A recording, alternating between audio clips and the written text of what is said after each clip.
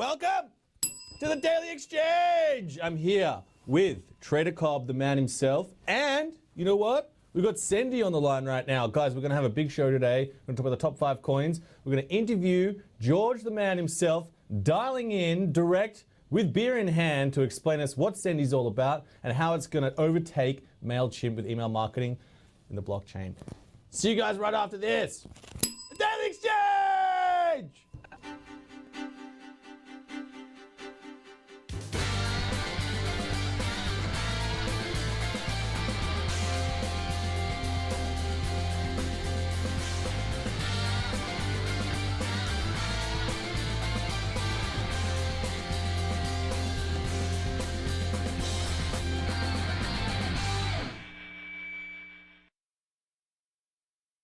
Welcome back, guys.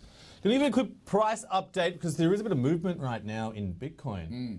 Really interesting stuff, guys. Quick price update right now. Bitcoin trading at $6,648. Ethereum, $514.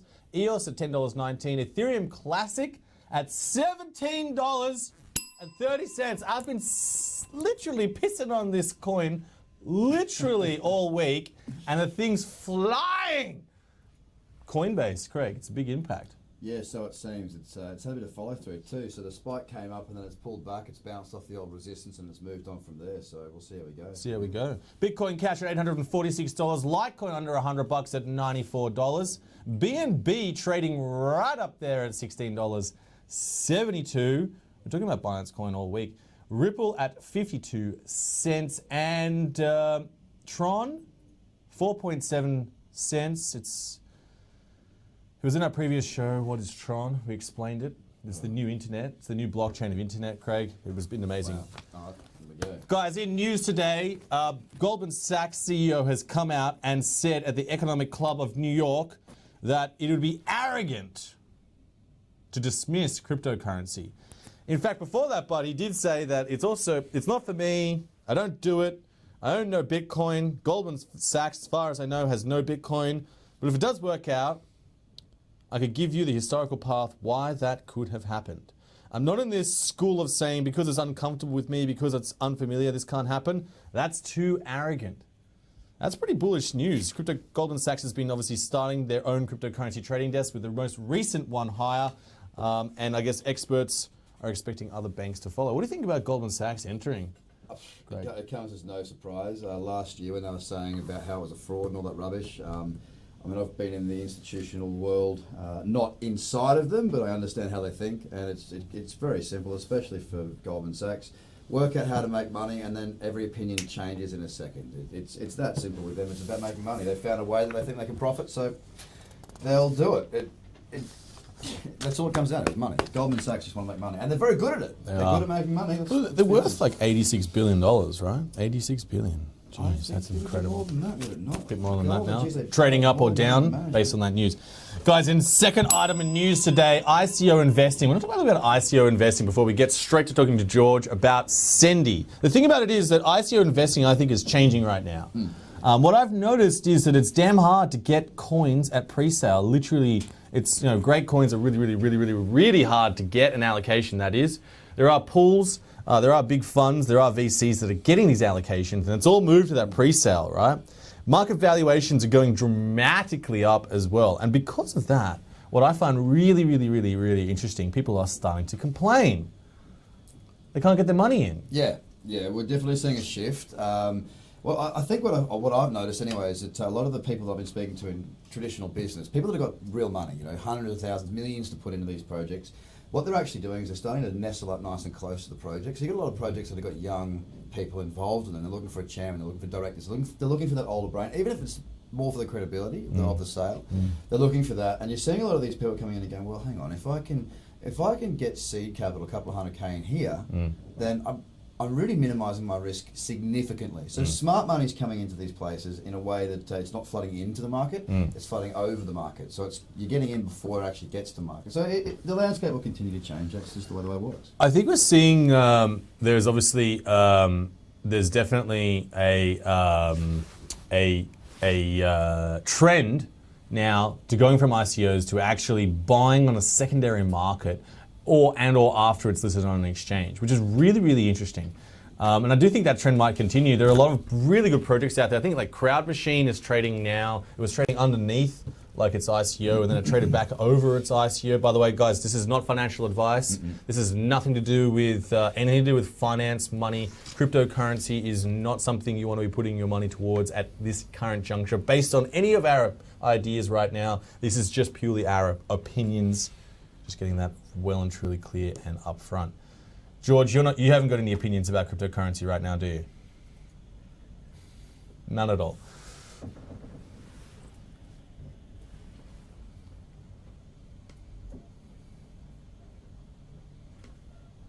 Email and general marketing on the internet with the attention economy. So, investing and kind of even ICOs and all these things, they're really, getting my opinion is not going to help you guys because that's not what we're experts in. No. We're experts in building products, in doing this stuff. But it is really interesting because we've been working on this for most of this year, and even in that time, we've actually seen how token sales are structured and how they've changed over those just the last few months. It changes at such a rapid rate. So it's been super interesting from my point of view. Awesome. Guys, without further ado, let's bring on our number one. Well, I don't know who's the number one and the number two guest. I don't know. We'll have to work that out. At the end of this session, maybe you can vote who's the number one and number two guest. But let's talk about Sendy. Sendy.network is a great little project. I've seen it coming up. Basically, guys, it's an email marketing platform where you get paid Sendy tokens to read emails. Now, the guys behind it, George and Phil, great guys. And what they've done is they've been running an email platform now for about 7 years. So the original business is called Smarter Mail and Syndicate. And between them, they send 104 million emails a month. That's a few emails. And I guess a lot of email. It is a lot of email. George, we've got a couple of questions. Obviously, we were talking about your white paper, and we've dug all the way through it, Craig and I. But do you want to start off and telling us a bit about the vision of your project? What's it all about? Yeah, sure. So the higher level is just like you said. We've been in this space for many years, and we've built sort of two companies that have had the absolute mission of trying to improve email marketing in general. So, we have this email newsletter platform called Syndicate that's sort of there to make really simple, nice email newsletters, a competitor to, say, MailChimp or Campaign Monitor. And we have an e-commerce specific one called Smarter Mail. And, both of these companies have been trying to improve email marketing on the internet so that you get less spam in your inbox and you get more relevant stuff as someone opening email. And so we've had this mission for years, and it was really when, and I guess the secondary thing is, most of the team have been into crypto in one way or another for the last few years just because of like the whole idea of what it could be, right? So it was really actually when we saw the Brave browser and we're like, holy shit, this is like a paradigm shift for a consumer on the internet, not just constantly getting their eyeballs kind of, the money streaming out of them and getting no reward back for all these ads and all the interruptions. It actually has that sort of that payback for getting interrupted from ads. And so that kind of was the genesis of the idea for us last year, is like, how could we give people some value back for the email newsletters they get? And so, yeah, that's kind of where Sendy came from. And then the mission for us isn't just to tack something on to what we're doing, because, we're sending, 100 odd million emails a month. That's actually not that much in the scheme of the internet. There's 3 billion people in the world with email accounts. There are billions of emails going out every day. And so the whole idea with Sendy is it's platform agnostic. It's not just for us. We're building it to integrate with anyone who wants to do email marketing, any app that wants to improve their email marketing and actually let the people at the other end get some reward, and the people sending the emails get better interaction rate.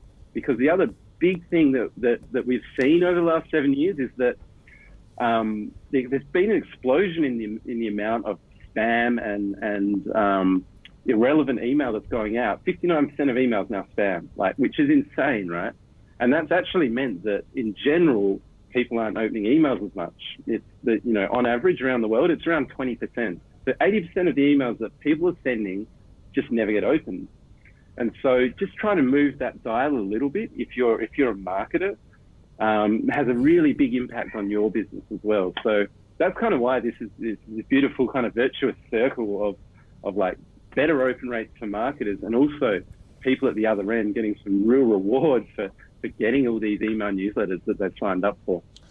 Cool, man. So basically, let's break the platform down itself. So you guys have already got an email marketing platform. You've got 7,000 customers on board. So it's an existing company that you well and truly understand. So just to break the actual company down for our viewers right now, essentially what happens is people sign up to the platform. They want to email out to their customers or to prospective customers, whatever it may be, that are obviously approved. And then they get paid. So people who are signed up to these lists, they get paid some Sendy tokens for reading the emails. In other words, giving them the customer their attention, if that makes sense. I believe that's what you guys were saying in the white paper. Yeah. Is that sort of, I guess, within that whole ecosystem? So obviously these clients are going to buy Sendy tokens, then they're going to be obviously giving them to users, and then the users obviously might sell them into a loyalty system, I think you guys have got to build, or onto an exchange for cash, I believe. Yeah, so that's a pretty good summary of how it works. But what I'd say is that email itself is kind of older than the internet. It was invented in the 60s, and as we know it, it's been around for 46, 47 years. And it hasn't really changed, which is amazing because it's decentralized, it's effectively free.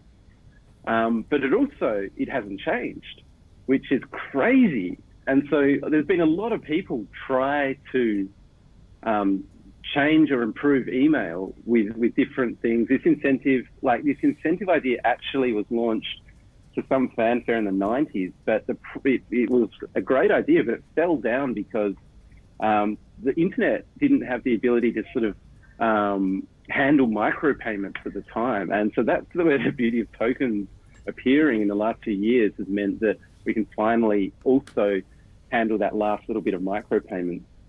But yeah, anyway, so to get back on track, that's how it works. If someone sends through a tool that integrates with Sendy, so whether it's SmartMail, Syndicate, or any other email companies that do integrate, they'll have the option of attaching Sendy to that campaign, and they can actually choose how the Sendy is rewarded to their end subscribers. So they can say, I want to reward subscribers, 1 stake for an open, 5 stakes for a click through to my website, and say 20 stakes for going all the way through on my website to a download page or success page or checkout. And we kind of got already that tracking. It's already built into our current companies, and most other email companies already do have that built as well. So it's not actually much extra to implement. But what it means is you can set a custom goal on what you want to reward customers for. And for people opening the emails, it's pretty simple. When you get an email right now, if it's sent from one of these big email companies, it'll have a link or a button or a logo at the bottom in the footer. It's basically just a matter of adding in your Sendy balance to that footer. So what it sort of ultimately means is it's frictionless at the other end. And that gets back to my point on email hasn't changed for 46 years because people are used to it. It works.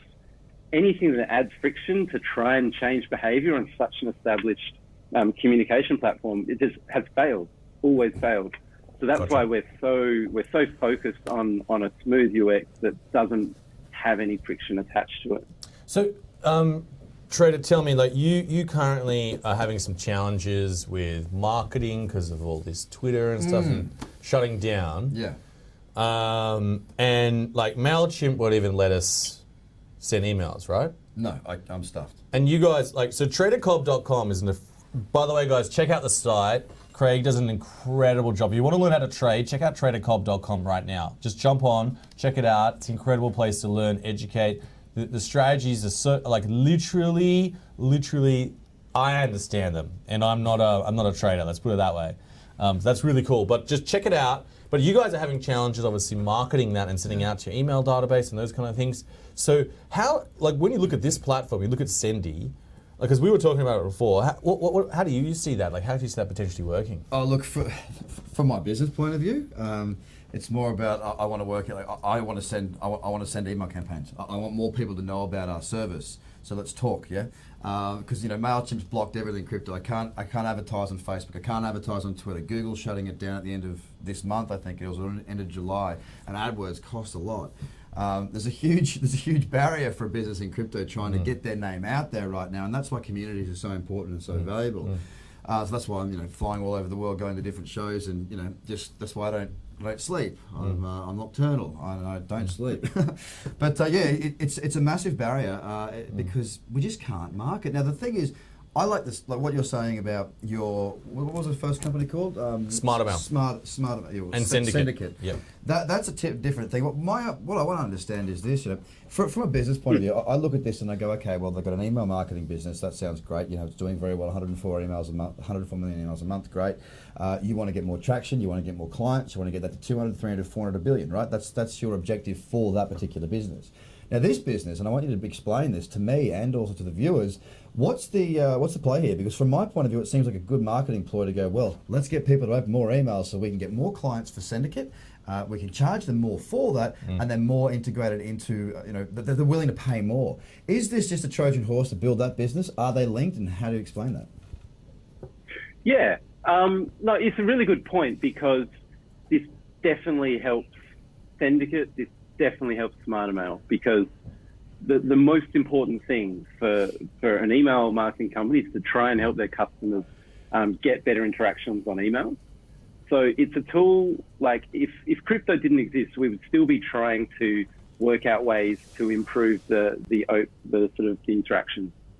But broadly speaking, we've kind of dedicated years and years to improving email marketing, and this really is, immediately we're like, this can't just be contained as a feature on a thing we have. So this is an arm's length foundation. It's not a it doesn't have shareholders. It only has members. It is it's completely set up to be platform agnostic. So we're actually already chatting with a couple of medium-sized email ESPs, they're called, which is similar to Syndicate, similar to SmartAmount. And we've got two who are super keen. Basically, as soon as the API is there, they want to start beta testing it, because they can see immediately how it's going to help them. If you sort of dig right into the white paper, you'll see that the flow of the tokens and how we've structured the asset contracts. There's a big incentive to whatever ESP, whatever it is, to integrate with Sendy, because they're getting a small slice of that transaction fee is going back to them, and the other slice goes back to the foundation to run and grow and build Sendy into sort of what it could become. Let's go down that little pathway for a second. So there's other projects that I know of that basically, let's say they want to use Sendy, yeah. So you say, right, you want to send an email campaign out. It's going to cost you $200,000. Of that $200,000, what's going to Syndicate or other associated companies, and what portion is going into the purchase of the token? Because we need to create a marketplace. Otherwise, what's the point, right? So who's buying in? Why are they buying in? And what percentage of the deals as such for Syndicate plugging through Sendy are you going to be using to buy back the token, if in fact that is what you're looking to do after all? So just to sort of clarify there, so Syndicate and SmartAmount are completely separate. Yeah. There's no ownership crossover there. So if the hypothetical new email company comes along and integrates with Sendy, and so this new email company says, okay, cool, my customers, you can attach Sendy to your emails to get better open rates for your emails, also to reward your subscribers. And initially, when a new ESP joins, they're going to have a allocation from the foundation to give them that trial period, so that they're going to have a certain amount that they can give to their customers to try and get a bit of steam up, so they can actually see how much it impacts and how much it really does help with open. And after that point, they're then going to have to buy Sendy to attach to email campaigns from that point on. So they get a taste test. Exactly. And then they get addicted to it, and then they've got to buy more. So you don't just keep gifting it for campaigns to back end the other businesses. It's actually got to be, you need to buy this token for you to do this again. And as much as the companies aren't linked, they kind of are, because you've got a token over here that they need to buy to advertise over here or to use your service. So they might not be linked as an ownership, but they're definitely linked as far as using the token, right? Yeah, without Syndicate, there's no Sendy, right? Well, to start with, basically the big advantage for us is that it has initial traction. So it has initially, 72 million people who are going to be getting these tokens initially. So that's the big advantage for Sendy. It's going to hit the ground with a decent kind of user base, because that's important. You do need a little bit of pull on something like this. You need some people who are like, oh, cool, I'm collecting these things. I like these things. I can trade them for crypto, or I can do whatever with them. You need a little bit of that pull too. Yep. So that's why, it is a big advantage to launch with some scale, I guess you'd say. There also is one further sort of phase to the project. I guess you'd call it phase 2, and that's a marketplace for marketers to actually grow their lists outside of on their site. So they're going to let in the Sendy wallet. You can actually see some UI floating around. It's on our Telegram. In the Sendy wallet, there's a marketplace there. So if you're someone who's interested in surfing, you can actually opt in to receive surfing email newsletters from other brands who sort of send similar stuff to what you like, and you'll get extra Sendy for getting those emails from these other brands. So as a marketer, you can say, cool, I want to grow my my email list of whatever demographic interested in this, and I'm happy willing to pay an extra 10 Sendy per extra person who joins onto the list. And it kind of solves another problem where email is super valuable. Everyone knows that on the internet for marketing, but it can be kind of hard to grow opted in people who really are engaged in the category. So that's it provides an extra way for the token to be kind of used and have people, I guess, buying it to use it. That's cool, man. So ESP, so email service providers. Yeah. So Syndicate is one, Smarter Mail is another one. So they're going to start with. So you said you have some partnerships lined up with some other email partners. Can you reveal any of those or where we're up to with them? I don't want to announce them because we haven't signed. We're okay. Talking with them because basically we're in the early stages of building the API for them. When do you think potentially that could come online? What sort of when do you think that might happen? That's the start of next year. Basically the API will be live and ready to roll. Before that, we'll actually be running it. It'll be up and live on Smarter Mail before that. Okay. Tell us about, so the initial, within the coin right now is obviously been, within the ICO is at 5 cents USD. Tell us, so do you guys have some sort of, when someone gets an email, how much approximately would you pay them to read their emails? Obviously it depends on the user, but tell us about what's sort of the mathematics around this? Yeah, those numbers can vary wildly. And it kind of comes down to the user base at the other end. Because you imagine, imagine you're Louis Vuitton emailing your database versus, Mars emailing theirs, or the value of an engagement with your customer really is really kind of dependent on what they kind of, how they engage and what they spend with you and all those things. So I don't really want to throw out numbers because it's such a broad spectrum. But like roughly, 5 cents, 10 cents, 20 cents, what are your thoughts? Like $1, $2 maybe even? Okay, if you're growing an email list, and you pay up to $1 for a new subscriber. That seems like I said, it really depends on what your subscribers 100%. are worth to you. If you're just a blog versus someone selling Teslas, right? So on that, you've got so let's say $1. It's about 20 tokens at the current market price. Tell us, there's 1 billion tokens that are going to be created, and the rest that aren't sold will be burnt. So you've got a minimum of 500 million tokens. Are there any other tokenomics or other things that will increase the value of Sendy, like will decrease the supply? Obviously, because obviously 20 tokens an email is pretty good, and obviously you have a million people or 10,000 people in your database, that's 200,000 tokens. So it's all going to stack up. If you're doing 104 million emails a month, and only each one of those are only having one email, that'll take you 5 months to do the whole Sendy currency, right? It's going to move around quite a bit. But tell us, are there any other aspects? Because I haven't been able to see any other aspects that are going to decrease the supply, like a certain amount of tokens be burnt, or what else is there? Yeah, so we're a utility token, and we think there's an immense utility in what we're doing, and so there's not sort of like a 10% burn, like some tokens really smash that. There is a little bit of a I guess there's a natural burn, because some of these tokens are going to go to wallets, and people may not redeem them, so eventually they kind of get taken out of the system, I guess. So that's inherently in there, but we don't really have a burn, just because we want to keep the utility.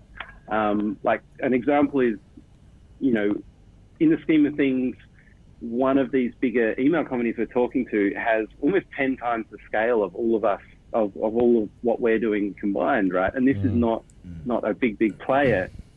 Imagine integrating just 5 of them.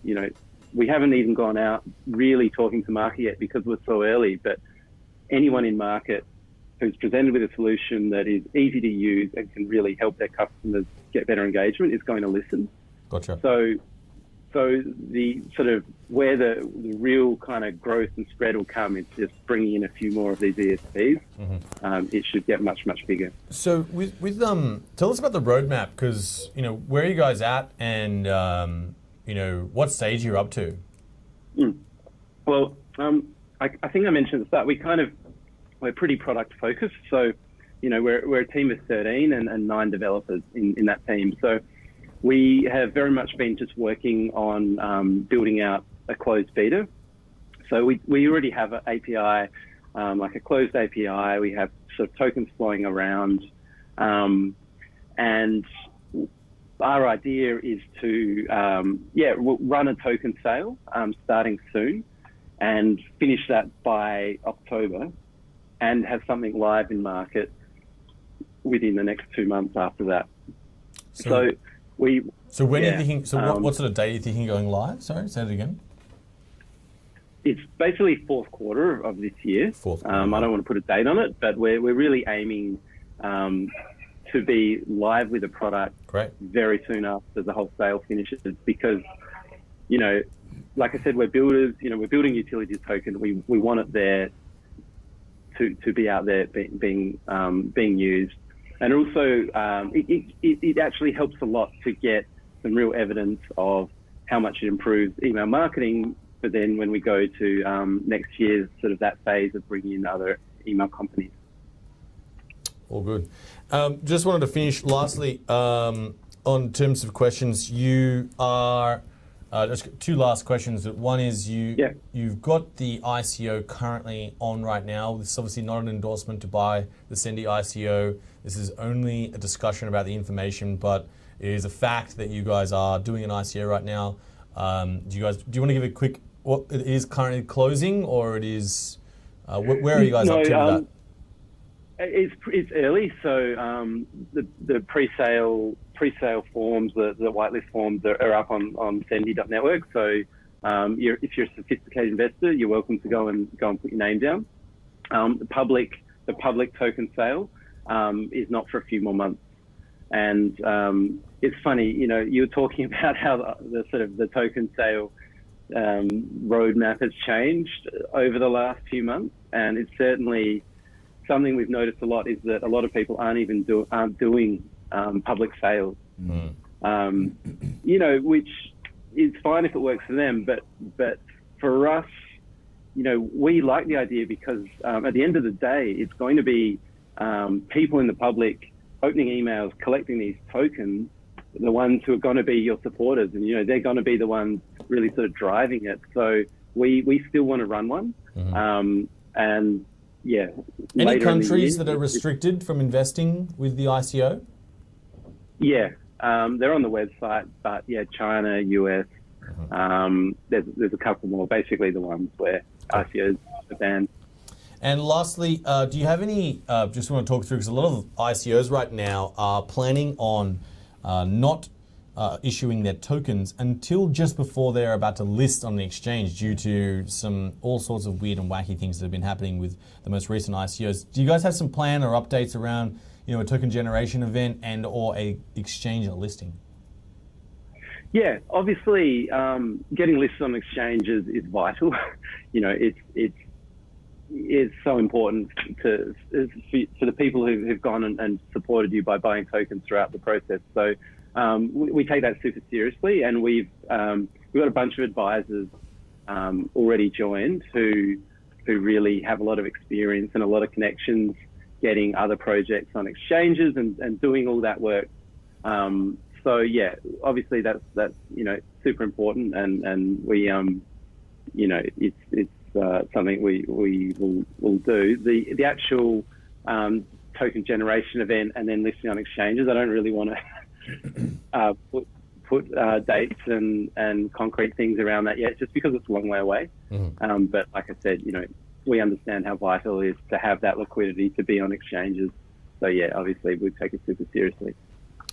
All right, George, thank you so much for joining us and telling us everyone about this incredible Sendy network. Is Sendy the email blockchain killer that's going to take over MailChimp's place for cryptocurrency? I don't know. But you can find out at Sendy.network. Check it out. George, thanks for joining us. Thanks, George. Thanks so much, guys. All right. We're going on now to the top 10 coins. Top 10. Give us 10 coins. Trader Cobb, tell us where you're at, and tell us what the coins are and what the deal is. We obviously got a lot of movement right now in the market. Yep. I'm getting slogged all over the place here with logins and things like that. Yeah, just hit refresh. I think that'll do it, won't it? If we're going to do it. Bam. Yeah, we were obviously trading right now. Bitcoin is really in this platform. Right. Some people are saying it's consolidating or consolidated. I'm interested in your view on that. Take us through where we're at with the top 10 coins. Where are we at with Bitcoin? Where are we at with Ethereum? Let's start with Bitcoin. Let's go from the top. I've got to add in a couple of things here. Let me just do moving averages because it just made me reset. But look, Bitcoin's been in a fairly sideways sort of uneventful pattern for a little while now. Are we up, guys? Are we up on the charts here? Can we see that or what? 1 second, Joel says. We obviously have, but we do have this platform right now, and there are some coins that are moving against it. But most coins are, you know, people are talking about it's in this Bitcoin vortex when sort of Bitcoin's, you know, pulling things everywhere else. Yeah, look, I mean, look, most people don't really factor into my world. That's not to say that I'm being an arrogant prick. It's just I don't really listen or look at what anyone else is doing because I do what I know works for me. So what I want to show you here is, for those, I'm going to get rid of volume because I don't give anything to volume. Look, here's the thing, right? We're looking at Bitcoin right now. Let me just get this MACD drop down a bit. You'll notice my charts are really clean. 10 period moving average, it's exponential. 20 period moving average, that's exponential as well. That's on my cradle zone. We've got MACD down here. I'm going to look into some support right here, drawing it through this 65.50 rough region. All right, through there. Now you can see this level down here is what we were looking at for quite some time. Okay, traders around the world, investors around the world, were talking about this support. Well, we've gone down through it. We've seen the price pull back. Now, last time I was on the show, I believe we were up here. I was talking about a pullback, something around here I think it was. Why is that? Well, this is the cradle zone that I refer to in my trading. It's in and around that 10 and 20 period moving average. Pulled into the cradle zone, bearish candle, big move. Pulled into the cradle zone, bearish candle. It took a little while, but big move. Well, we've pulled straight back into that area, and I've been waiting for an opportunity to short. The problem is it didn't pull back far enough for me, fast enough for me. I don't short into support. There is some support there, and we might blast through it. But I'm about high probability trade. So right now, Bitcoin does look quite bearish. A couple of things to note as well. When we look at the weekly here. There we are. Facts. So let's not talk fiction. Let's talk facts. I don't care about what anyone else is saying. Facts. Facts are, here's a low, here's a lower high, here's a lower low. It's a downtrend. Fact, full stop. It is what it is. A higher high. There's a lower high and a lower low. So the high is lower than we've seen before, and the low is lower than the last low. Correct. Moving averages are fanning out nice. If I jump to the monthly to give you a really high level, this is the last level that we're looking at, the low of this candle. That was our higher low on the monthly. Now, if we break down through there, the monthly will no longer effectively be holding that point. Now, I'm still relatively bullish until we break there. I mean, I'm not looking that bullish right now for the space, but yeah, essentially, what am I doing? How do I get rid of that now, Fred? There we go. Have a look. You know, if we break down through there, we're going to have a push down, I believe, further. But coming back again to the daily, because that's where it's at right now. We've come into this cradle zone. We've got a bearish candle. We've hit 6,800. We've struggled with selling off. Now, if we move down the time frames, let's look at the 4 hour here. What we have again, let's talk facts. Facts are higher low, higher high, higher low, not higher high. But we don't have a new lower high. Sorry, lower low in just yet. So the 4 hours still, it's not in a severe downtrend. We're seeing some selling off. Opportunities were presented with BitThumb when it sold off. I took a nice Ethereum trade during the week in this exact sort of area here. But I mean, the market's been doing nothing for a long time. Look, the last 2 weeks we've done very, very little. There has been some good opportunities trading against Bitcoin. They just haven't really set up the way I've hoped for. I've only had one trade this week, but trading's not about trading often, mate. It's about trading well. Gotcha. So structured approach, very. Would you say that right now, in terms of this is a tough trading environment because it's that the volatility is not massive, the movements are unsure, it's unknown territory. We're trading a bit sideways. We're not sure if we're going down, not sure if we're going up. Like, where's your feeling in terms of the difficulty factor, trading difficulty factor? The traded cob difficulty factor. We're definitely lacking conviction to buying and selling. The big picture is that we are downtrending, so we need to respect that. There are opportunities that have cropped up. There was some today that were. Do you want to drive that, mate? We've got another call coming in. I think it's George. We'll leave George.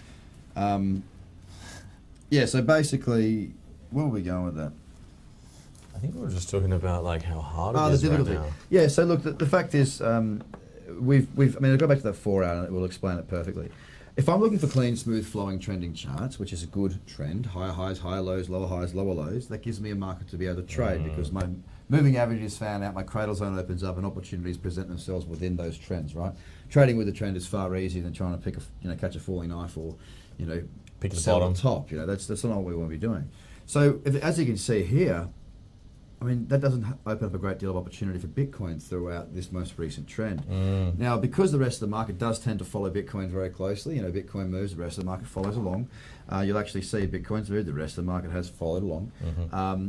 It's been a bit of a tough time, but these periods, I think it was February, we had the same sort of thing. Not a great deal happened, but when that does happen, you just got to wait. Like a lot of people will take 10 trades, 2 will be good, 8 will be crap. You got to cut the 8 crap out. You got to focus on the 2 good because we're here to make money, not lose it.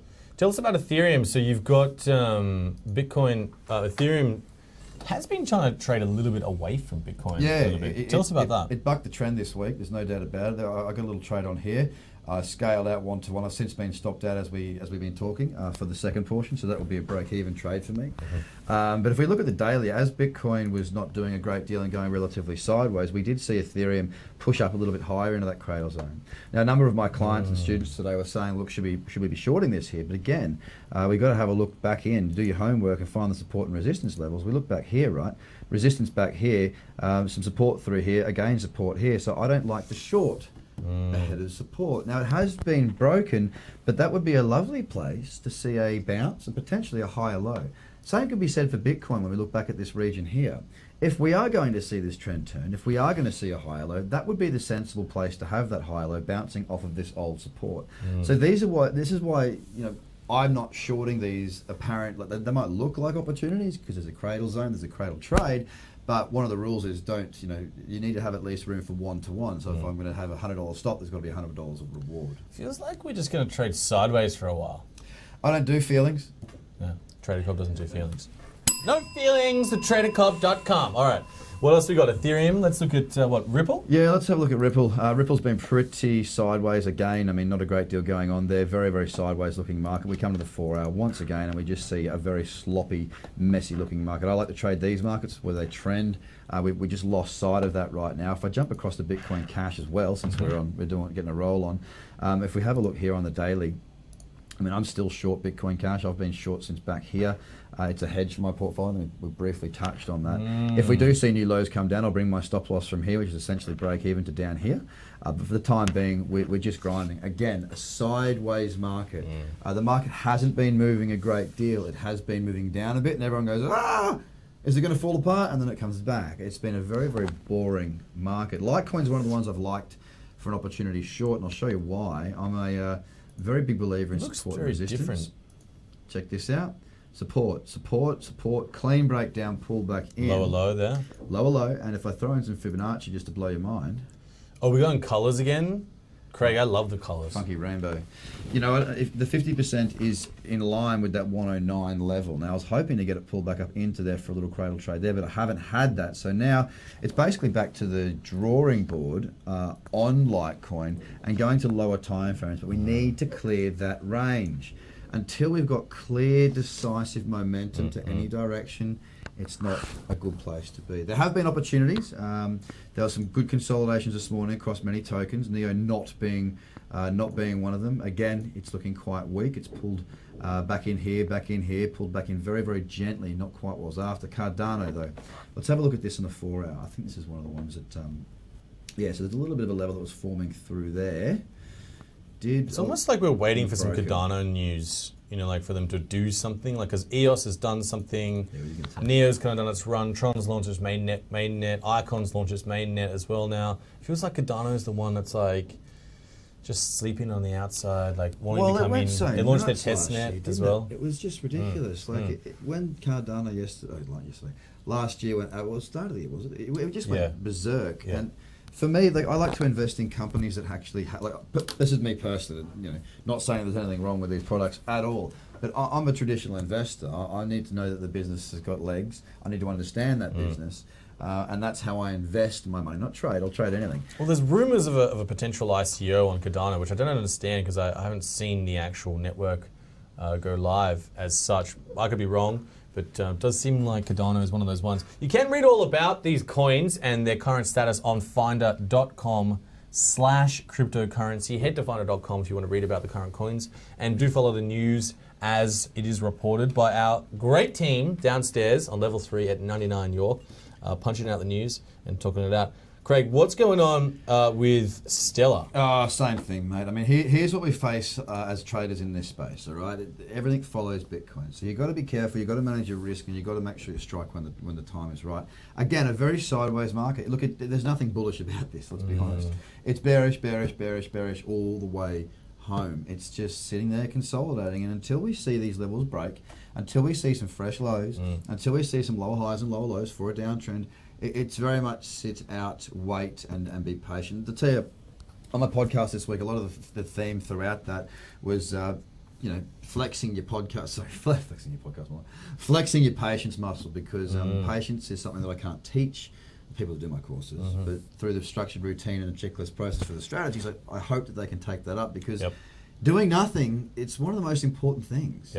You're here to trade to take this and make it that. That's your portfolio, right? Or that's your capital. If you're trading when you shouldn't be trading, when markets don't permit good opportunities, then you're basically just withering away your account. It's a tough one. But Speculation.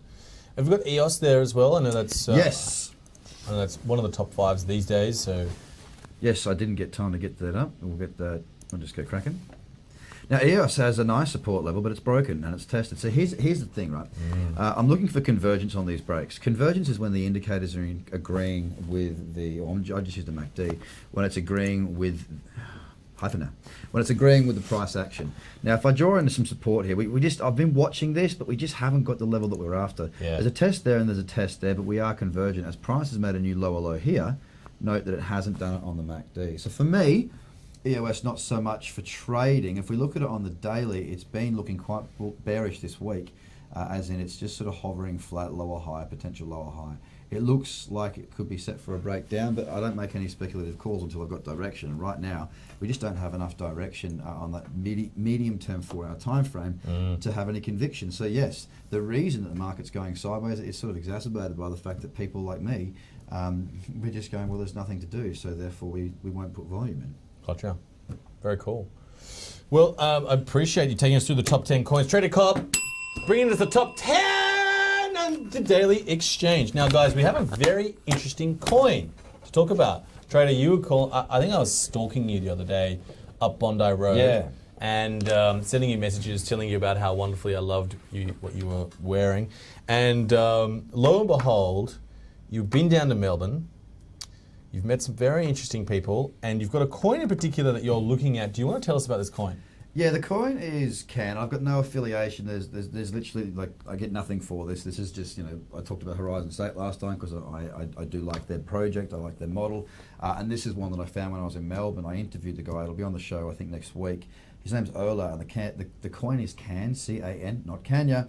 It's Content Ad Network.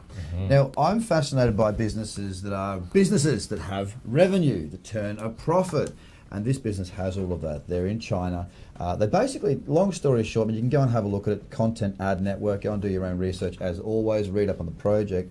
But I mean, what I liked about it is they actually had this little box. It's a router. It is literally a router, okay? A wireless internet router. Now, they're big in China, massive groups in China, very well ingrained into the Chinese economy. They've sold 10,000 of these units in 7 minutes of bringing it to market, stopped it, then brought it up to 30,000, and then they went and delivered those 30,000. The way it works, essentially, is the business model. They sell these routers. Now, these routers, they also mine the token. Mining of the token then can help you to sell the token to pay for your internet. So effectively, somewhat, if it's not free, it can be a subsidized internet provider. Now, the first step, I love it because I said, are you making money on these things? Like, is this a profitable business model? And he said, yes, we've got very good margins on this. So the actual box itself, the plug in, it's just a router, right? Right. They're making money on that. They're making a profit right now on that. Tick number one, a business that's making revenue. Gotcha. Excellent, it's profitable. Number two is there's 2 terabytes of storage within each of these devices. Now what that does, it can store locally the content, like videos, content, whatever, just content, flat out content, locally, which means you can access it quicker, and it's across a major distributed network without it all having to be centralized, so to speak. Now the second part of this is what big companies can do. You know who you think Telstra, right? They've got the phone booths, they say free Wi-Fi here, but very rarely is it any good. They put all that money in the front end. Here's what we're doing, but very little follow through. Very, very little follow through. And a lot of other countries have done the same, and very little follow through. What the CAN team are looking to do is to have these sort of systems all around the world, massively big in China right now, but they're looking for they're distributing globally at the moment, looking for partners in that respect. But what you can actually do is you can go and use their Wi-Fi for free, but what you'll have is you'll have ads pop up. Right. So they can then store that, put the ads, and obviously sell advertising. So not only is the business model profitable now, selling the routers, it's also got Mark II, which is the revenue of the adverts on the network. They're talking with some very big people, some very big companies. And I'm really interested in it. It's 1.5 billion tokens in circulation. I think it's a market cap of around 21 million right now. So I really like projects like this because I see a business that I understand. They're already profitable. It's not an ICO. It's already at the market. I can go and pick it up, and you pick it up at OKX. They've got big volume on OKX. Right. So worthwhile, if you are considering that. But I just think it's a really, I stumbled across it when I had him on the show. 4 million in volume over the last 24 hours. Yeah. So, and that's just, total volume 6.2. So, the thing is, right, I was chairing a panel in Melbourne, and Ola was one of the panelists, and we had a good chat there. And then afterwards, I interviewed him for the Trader Gold Crypto Show, crypto podcast. And you can kind of hear, if you listen to the show, you'll watch the show because we videoed it. You'll actually sound like, okay, like I was sort of shocked. Like I'm like, this makes perfect sense, and you're profitable, and there's a huge future. And I mean, I was like, well, what else is there? It's a clean plan, executed well. The man is a good guy. He's massively travelled, lived in all over the world, speaks a number of different languages. Very intelligent guy. So I'm actually looking forward to going over to Hong Kong next week to sit down with those guys and just learn more about that and other things that they're working on. So again, the content and ad network. Well worth the read. I'm very impressed by what I've seen about the project, and again, there's nothing that I get from this. There's no affiliation, nothing This is at all. not an endorsement to buy, can, or anything like that, It's guys. me sharing something I found for you guys. Just a new all. piece of coin, just because the other day you were saying it, and potentially there's some more news coming up with it. Well, Craig, I know that you've got a dash, because you've got somewhere to go and somewhere to be. And I really appreciate you coming on. In the meantime, guys, while Craig's on recently of $12 million, I think Andreessen Horowitz was actually part of that, which is a very, very, very, very popular and very successful VC firm. Having a rocky moment right now. At one point, a single digital cat sold for over $100,000 US. Imagine buying a digital cat and handing over that much money. That'd be a cold, hard, biggest hodl of my entire life. That's a kitty hodl. Cold, hard kitty hodl. Cold, hard kitty hodl. The crypto kitties, if that doesn't, anyone wants to know, what that's like a great idea. What is a crypto kitty? That is the terminology of the day. What is a crypto kitty? Guys, crypto kitties is a little application. It's a unique cat. Now, this is a little unique cat. When these cats breed, they produce different qualities. Now, certain qualities are extremely rare, super rare, and there is never an ability to create any more. So the price of the rarity and of the rare ones goes up. And as they trade, they obviously a part of it goes to the CryptoKitties company to keep the software running and upgrading it. And obviously then the cat gets traded over and they'll get Ethereum for that. So holding your CryptoKitties is kind of cool, but CryptoKitties itself, the interest unfortunately is waning a bit. So the median price of a CryptoKitty has fallen from $41 a few months ago to $5. That's 8 times down. We're looking at obviously the cryptocurrency market being down quite a bit, but I just don't think it's been down probably 4x. I don't know whether it's 8x down. Is CryptoKitties and the trading volume representative of interest in cryptocurrency? It's obviously a very interesting space. It's quite niche, and there are a lot of interesting new businesses coming out when it comes to unique items. There's rare bits. We saw one the other day, which was really interesting as well in the top 5 apps. If you look back at the show, you can see we've gone through a little bit of that, about that. And I do think it's a growing market. Initial item offering, IIO, I think it's going to be massive in the future. Transaction volume has gone down from 1.3 million in December, and it is now trading at 115,000 in May.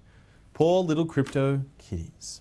Well, you never know you're lucky in a big city. Guys, just going to finish off with some price analysis. Where we're at, Bitcoin trading at 6,672, bubbling up and down between 6,600 and 6,700. Ethereum at $516, EOS at $10.23. Ethereum Classic smashing it again, $17.27. Go Ethereum Classic. Coinbase is just a massive contributor.